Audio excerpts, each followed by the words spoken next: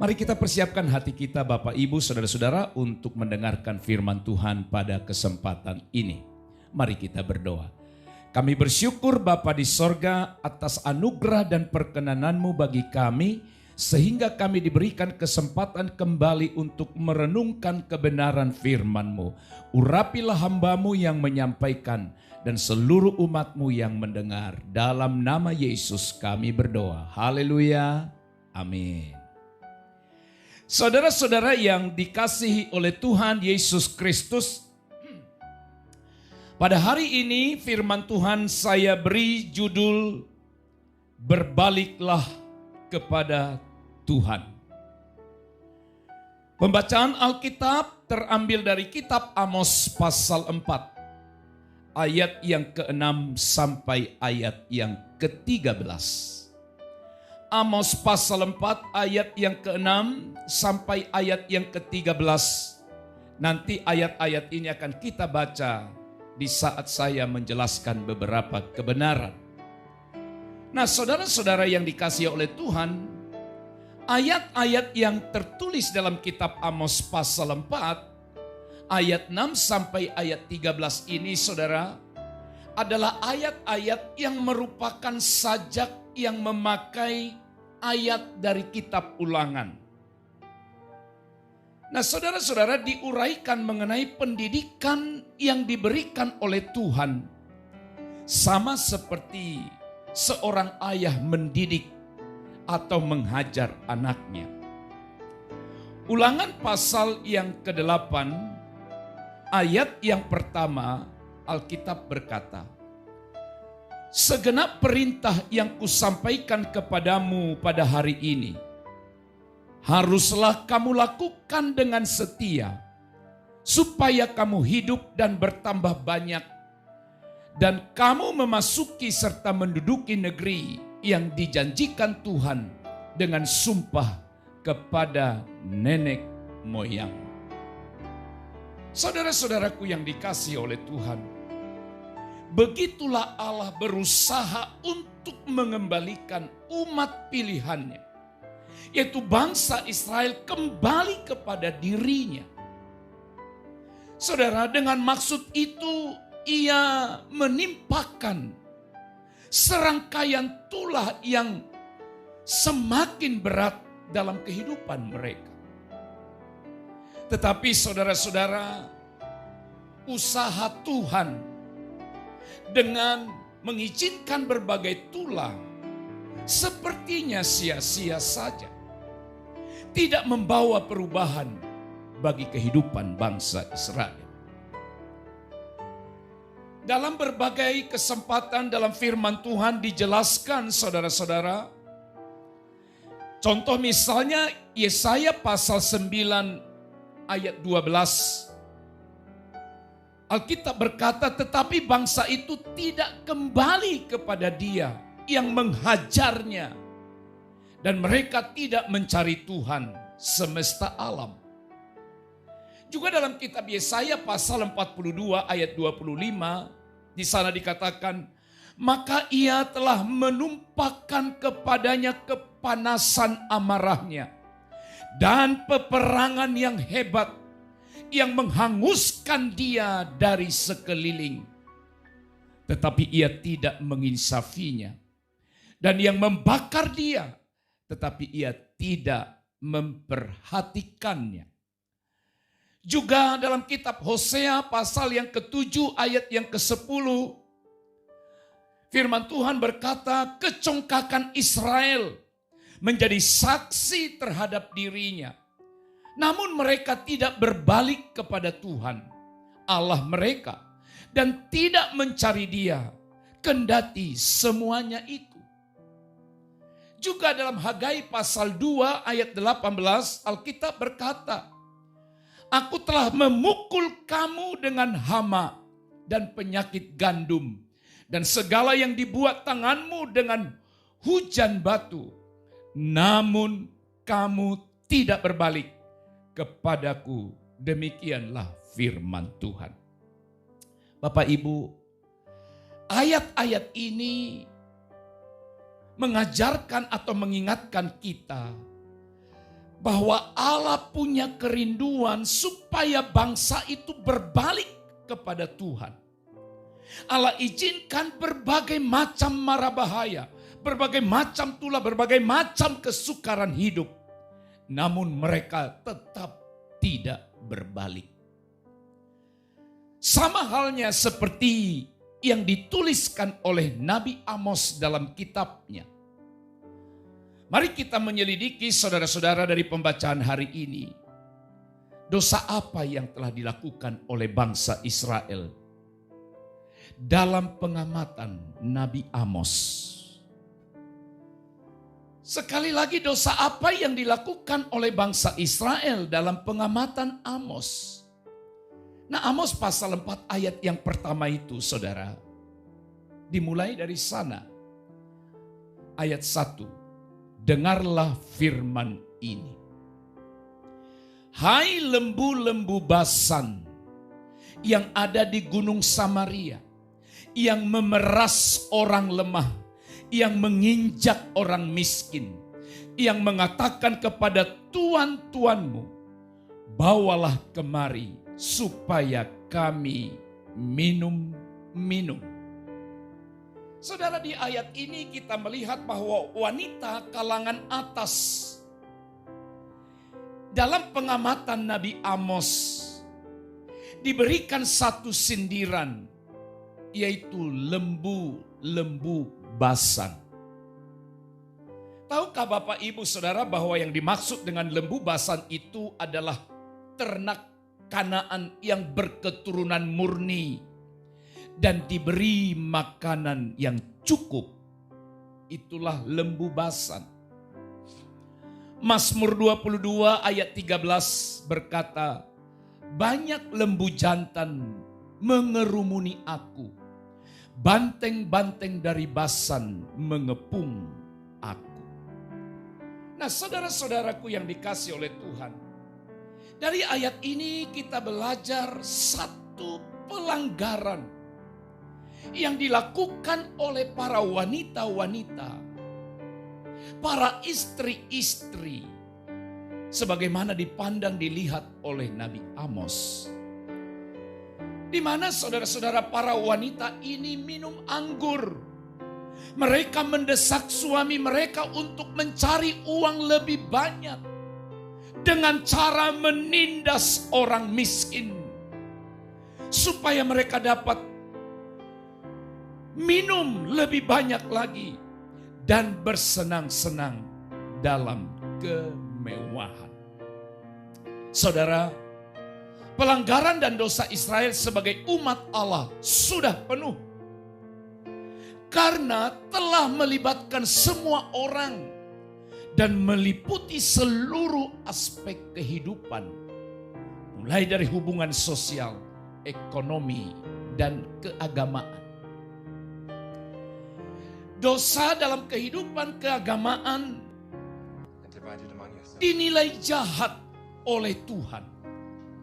Sekali lagi, dosa dalam kehidupan keagamaan mereka dinilai jahat oleh Tuhan. Saudara-saudara, kenapa?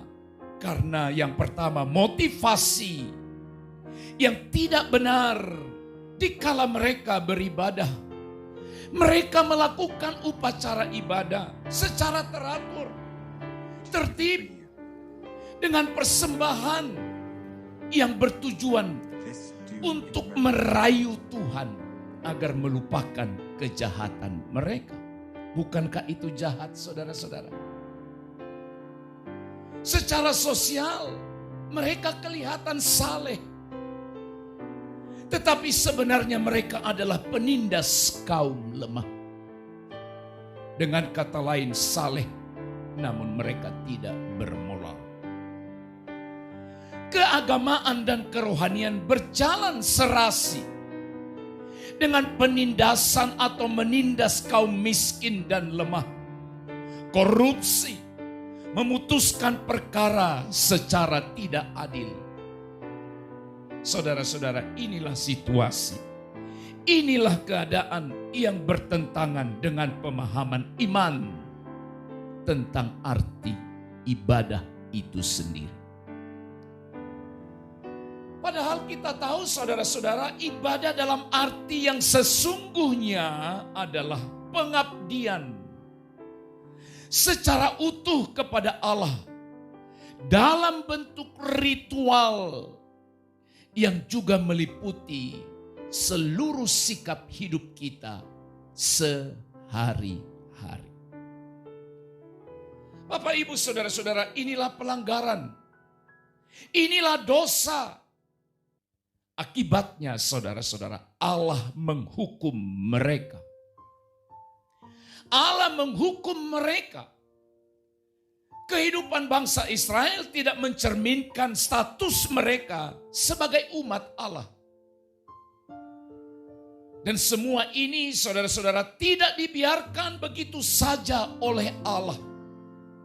Sekali lagi, sekalipun mereka sebagai bangsa pilihan Allah, Allah tidak menganak emaskan mereka, tidak membebaskan mereka dari segala dosa dan pelanggaran mereka. Allah berulang kali memperingatkan mereka dengan berbagai-bagai hukuman. Saudara-saudaraku yang dikasihi Tuhan, kembali kepada ayat yang saya utarakan di awal tadi. Dalam kitab Amos pasal 4, mulai ayat yang ke-6. Di sana kita melihat bagaimana Allah berulang kali mengizinkan berbagai macam malapetaka kesukaran menimpa hidup mereka dengan tujuan supaya mereka berbalik dan datang kepada Tuhan. Tetapi mereka tidak mau berbalik. Kita mulai yang pertama. Dosa apakah yang hukuman apakah yang diizinkan oleh Tuhan Allah terjadi? Yang pertama adalah kelaparan.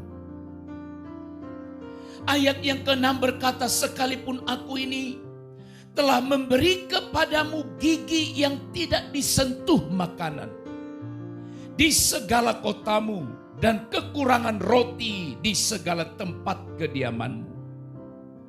Namun kamu tidak berbalik kepadaku, demikian firman Tuhan.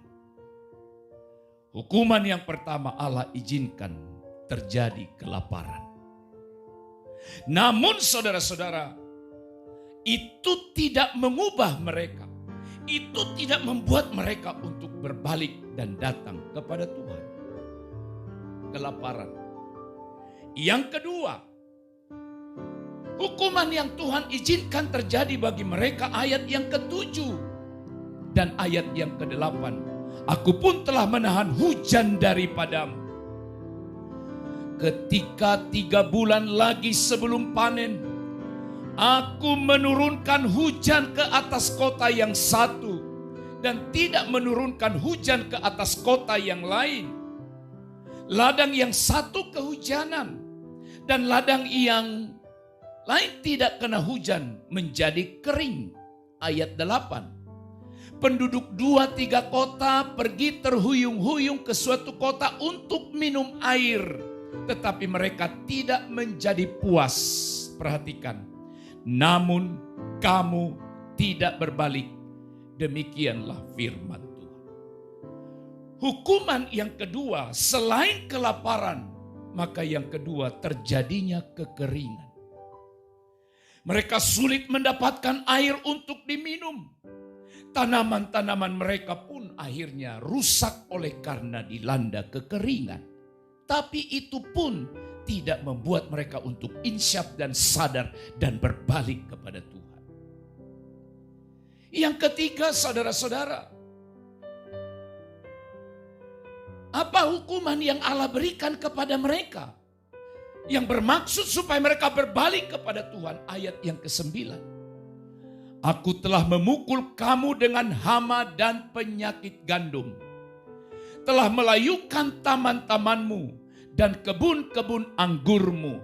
Pohon-pohon ara dan pohon-pohon zaitunmu dimakan habis oleh belalang. Namun kamu tidak berbalik kepadaku. Demikianlah firman Tuhan. Saudara-saudara yang dikasihi Tuhan, hukuman yang ketiga, Allah izinkan hama dan penyakit tanaman menimpa seluruh tanaman mereka, merusak semua tanaman mereka. Namun Bapak Ibu Saudara-saudara, Alkitab berkata, mereka pun tidak mau berbalik kepada Tuhan.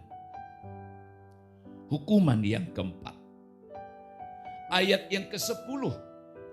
Aku telah melepas penyakit sampar ke atasmu seperti kepada orang Mesir.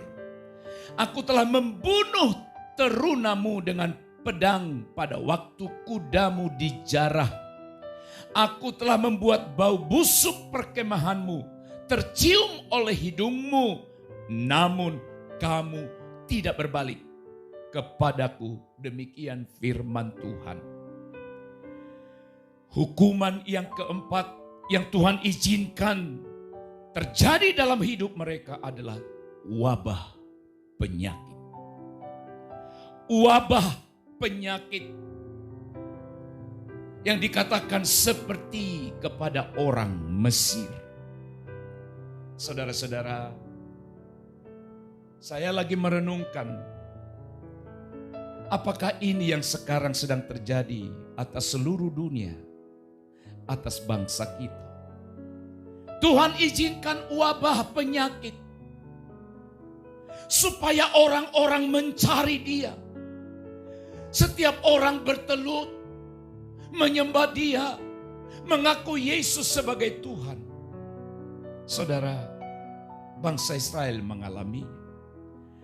Namun ketika wabah penyakit terjadi dalam hidup mereka, mereka tetap berkeras tidak mau berbalik kepada Tuhan. Bapak Ibu Saudara, mari kita berbalik kepada Tuhan. Tuhan izinkan semua yang sekarang terjadi biar mengingatkan kita untuk mencari Dia. Yang kelima, saudara-saudara,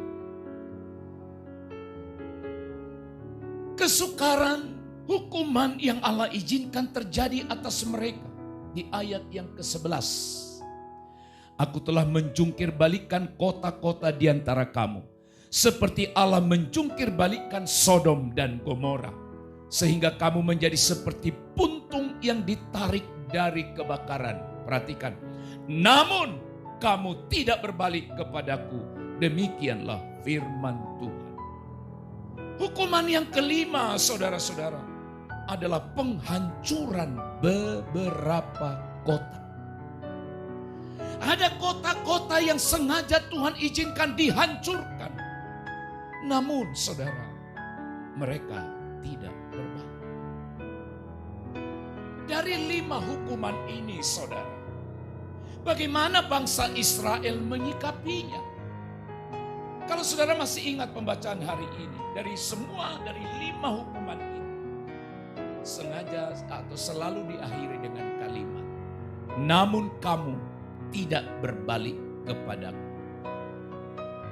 Setiap bentuk hukuman yang ditimpakan Allah, mereka tetap berkeras, tidak mau berbalik, tidak mau bertobat. Saudara-saudara, itulah yang terjadi di kala itu. Nah, saudara-saudara, lalu bagaimana Allah melihat semua itu? Allah menjatuhkan vonis terakhir atas bangsa itu oleh karena sikap mereka yang berkeras, tidak mau berbalik kepada Tuhan. Ayat yang ke-12 berkata, sebab itu demikianlah akan kulakukan kepadamu, hai Israel. Oleh karena aku akan melakukan yang demikian kepadamu, maka bersiaplah untuk bertemu dengan Allahmu, hai Israel. Perhatikan ayat yang terakhir, maka bersiaplah untuk bertemu dengan Allahmu, hai Israel. Hukuman apa yang Tuhan mau berikan kepada mereka dengan berkata, bersiaplah untuk bertemu dengan Allahmu, hai Israel. Kitab Amos tidak terlalu menjelaskan. Namun kalau kita lihat pasal selanjutnya, pasal 5, di dalam ayat yang pertama sampai ayat yang ketiga, Alkitab berkata begini. Amos pasal 5 ayat 1 sampai 3. Dengarlah perkataan ini yang kuucapkan tentang kamu sebagai ratapan, hai kaum Israel. Telah rebah, tidak akan bangkit lagi anak darah Israel. Terkapar di atas tanahnya, tidak ada yang membangkitkannya. Sebab beginilah firman Tuhan Allah kepada kaum Israel. Kota yang maju berperang dengan 1.000 orang, daripadanya akan tersisa 100 orang. Dan yang maju berperang dengan 100 orang, daripadanya akan tersisa 10 orang. Ayat ini mengingatkan, kalau mereka tidak bertobat, kalau bangsa itu tidak berbalik, maka mereka akan sampai kepada satu keadaan hidup di mana mereka akan meratap secara luar biasa. Saudara-saudaraku yang dikasihi oleh Tuhan, berbalik kepada Tuhan. Pertanyaannya sekarang adalah bagaimana seseorang bisa berbalik kepada Tuhan? Bangsa itu tidak mau berbalik. Secara singkat saya mengajak saudara untuk melihat sebuah aplikasi kehidupan dari anak yang hilang. Bagaimana seseorang bisa berbalik, meninggalkan dosanya dan datang kepada Tuhan. Yang pertama saudara, belajar dari kehidupan anak yang hilang. Dalam Lukas pasal 15 ayat 17. Lalu ia menyadari keadaannya, katanya, Bapa, betapa banyaknya orang upahan Bapakku yang berlimpah-limpah makanannya, tetapi aku di sini mati kelaparan.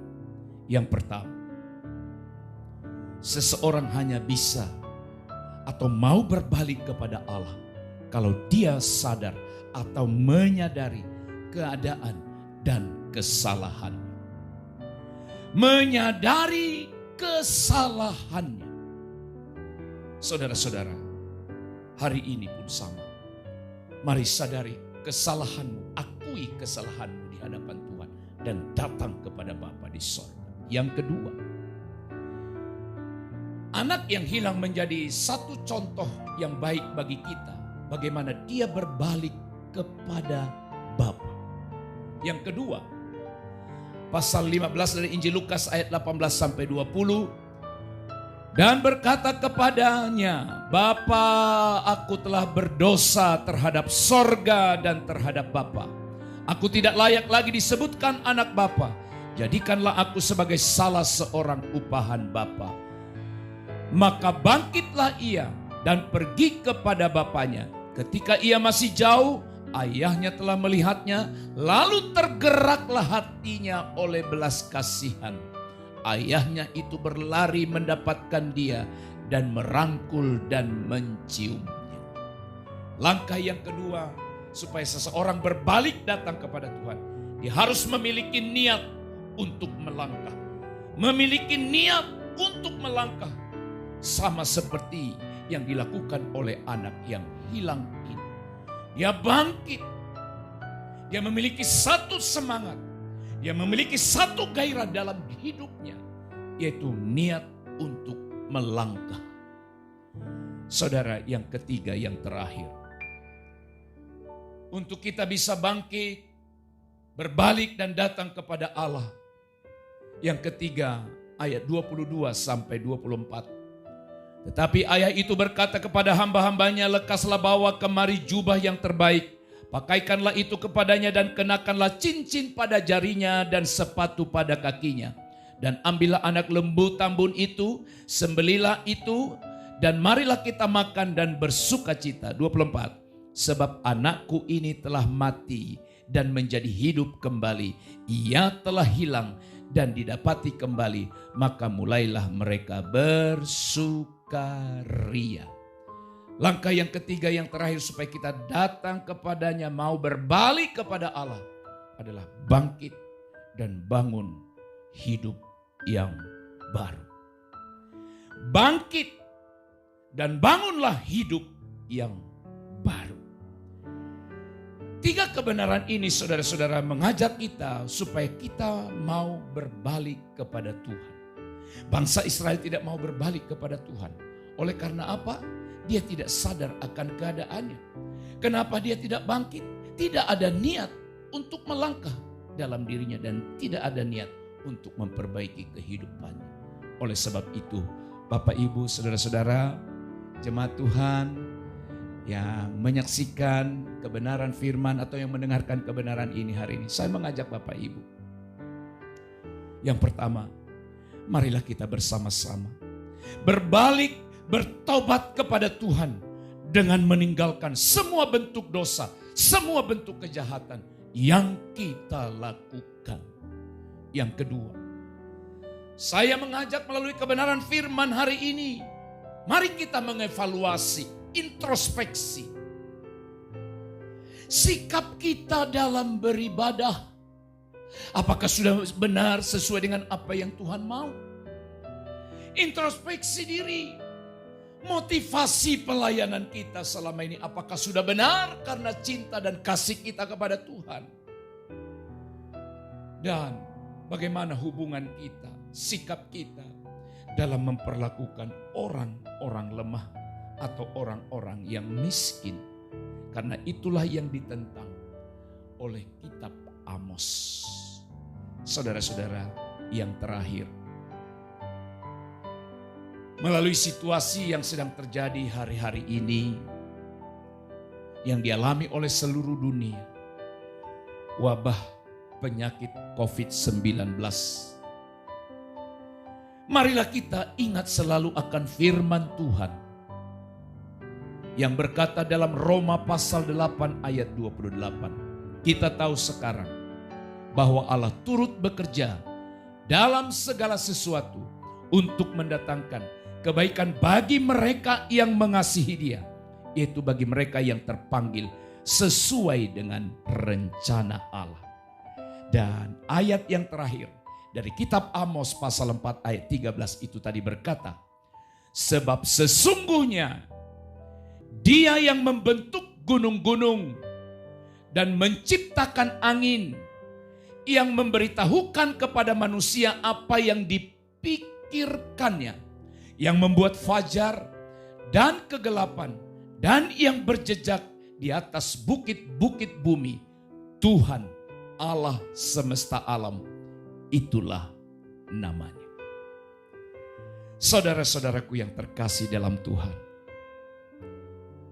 sadarilah, mari kita sadar akan dosa kita di hadapan Allah. Mengakuinya, kita harus berkata, Tuhan, Engkaulah yang berkuasa. Tuhan, Engkaulah yang berdaulat di dalam kehidupanku. Oleh sebab itu saudara, mari kita datang. Berbaliklah, berbaliklah, berbaliklah kepada Tuhan. Bapak, Ibu, saudara-saudara, sebelum saya akhiri khotbah ini, saya akan mempersembahkan sebuah pujian ini kepada Tuhan. Pujian yang bernada supaya kita berbalik, supaya kita bertobat dan datang kepada Tuhan. Haleluya.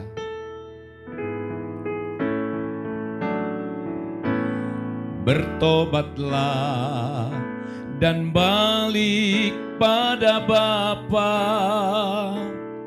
Dia tunggu kau dengan kesetiaannya. Tuhan siap mengampuni dosamu. Oh, baliklah pada Allah. Oh, baliklah pada Allah. Jangan lambat, hai sobatku. Tuhan tunggu kepadamu. Oh baliklah pada Allah. Mari balik pada tangan kasih-Nya. Di sanalah kau rasakan hangatnya. Kau kan hidup dalam kelimpahannya. Oh baliklah pada Allah. Oh baliklah pada Allah. Jangan lambat, hai sobatku. Tuhan tunggu kepadamu. Oh baliklah pada Allah. Mari kita berdoa. Bapa di sorga, kami bersyukur untuk kebenaran firman yang sudah kami dengar bersama. Kami sadar akan segala dosa dan pelanggaran kami di hadapan-Mu Tuhan. Dan melalui kebenaran firman hari ini, kami mau berbalik datang kepada Tuhan. Berkatilah seluruh umat Tuhan yang sudah mendengarkan kebenaran pada hari ini. Berkat Tuhan turun atas kami. Dimampukan kiranya setiap kami untuk meresponi firman-Mu. Dalam nama Tuhan Yesus kami berdoa, kami bersyukur. Haleluya. Amin.